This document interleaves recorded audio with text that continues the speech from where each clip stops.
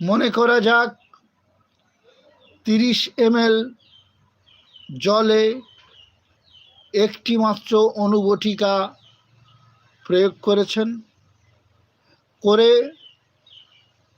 নির্দিষ্ট সংখ্যা 10 থেকে 12 বার পর্যন্ত সেই ঔষধটাকে ঝাঁকি দিয়েছেন, ঔষধজ জলটাকে ঝাঁকি দিয়েছেন। তারপরে সেখান থেকে চা চামচের 1 চামচ 100 ml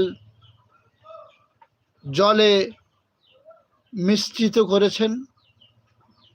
করার পরে সেই জলটাকে নেড়েচেড়ে মাত্র 1 চা চামচ রুগীকে পান করিয়েছেন। তারপরে